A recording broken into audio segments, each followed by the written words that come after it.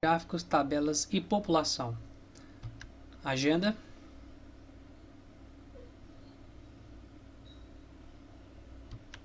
Gráficos e tabelas. Elas têm funções variadas, mas no final das contas, todas elas servem para analisar dados de maneira rápida e prática. Vamos iniciar com a primeira. Gráfico de barras. Os gráficos de barras, nós temos aqui sempre o gráfico de barras de maneira em barras, retângulos. Você vê que são formados por retângulos. Eles tanto podem aparecer nessa posição que estão aqui, aparecendo, que é na posição vertical, como podem aparecer na posição horizontal. Se eles estiverem aqui em formato de retângulos, significa que eles são classificados como gráfico de barras. E vamos analisar esse gráfico. Nós temos aqui coluna azul escura, coluna azul clara e coluna verde. Porque eles estão de cores diferentes, porque cada uma representa um dado. Nós podemos ver aqui embaixo aqui, claro, não dá pra ver aqui o azul escuro, porque eu pintei de azul escuro, então a cor do quadradinho aqui fica ruim de enxergar, mas o ano 2018 é representado pela coluna azul escuro, quadradinho azul claro, 2019, e o quadradinho verde, 2020. E se eu fosse fazer uma pergunta para vocês, em 2018, pronto, só em falar em 2018 eu já sei que eu não vou olhar nem para o azul claro nem para o verde, eu vou olhar para que dados? Somente para os retângulos azul escuro, porque eles representam em 2018. Só que eu quero só uma resposta, eu não posso dar 4 respostas, né? Então, continuando a pergunta. Em 2018, qual foi o estado que teve o maior crescimento populacional? Visualmente você já sabe que foi o Pará, porque o Pará é o maior de todos, o azul escuro. Se você passar uma linha aqui, você vê que Rio de Janeiro está abaixo, São Paulo está abaixo. Lembrando que isso aqui azul claro não é 2018, 2019. E aqui chega perto, mas ainda fica abaixo. Então Pará foi o maior estado com crescimento populacional.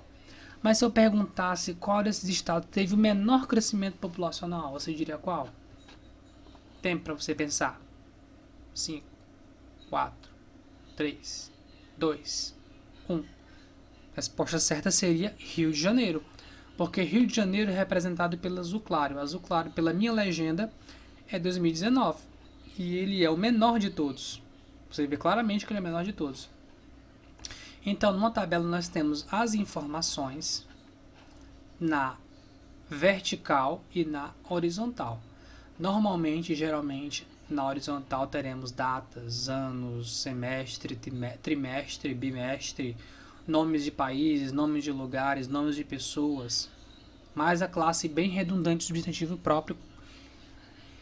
E nessa linha aqui vertical nós temos as quantidades que eles vão ser agregados os valores deles, que é a quantidade que vai ter num ano, vai ter no outro, para você analisar os dados e comparar. E às vezes ou não, teremos a legenda aqui embaixo com as informações sobre as cores que a tabela tem, né? Vamos continuar. Aqui nós temos o gráfico em pizza, né? Conhecido como gráfico em pizza, que ele foi seccionado, que significa foi repartido em quantas partes? 4 partes. E cada parte representa o quê?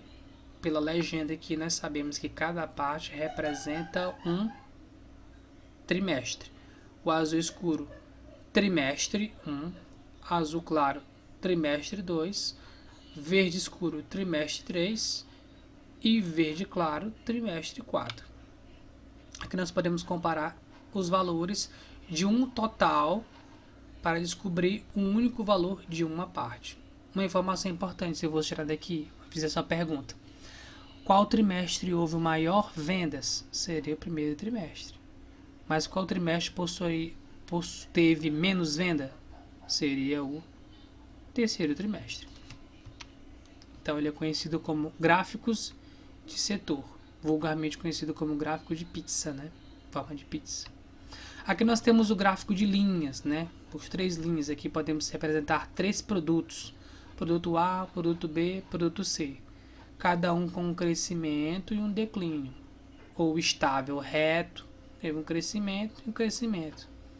um crescimento, começou crescendo, depois teve um declínio, depois um crescimento de novo. Novamente, aqui embaixo pode ter os dados dos anos e aqui pode ter os dados das quantidades. Porque aqui eu sei que esse produto azul claro, ele começou perto do 2, 2,5 e subiu até após o 4. Então teve depois um declínio que foi abaixo do 2. E assim eu posso tomar os valores de quem cresceu, de quem diminuiu, na mesma época, quem se manteve estável. Isso aqui é conhecido como gráfico de linhas. E aqui nós temos as tabelas que servem para a gente ter uma noção de pontuação, noção de quantidades, noção de médias. Aqui você coloca os valores e você pode tomar nota de, no caso aqui, parecido mais com um boletim, em que você pode tomar nota de quantos pontos são necessários para que o aluno passe, ou quantos pontos necessários para que ele não fique de recuperação. Então aqui é só um exemplo de uma tabela. Nós temos notas de trabalho, notas parciais e notas bimestrais. E eu posso calcular tudo isso na tabela para descobrir uma média de quantos pontos ele precisa para passar.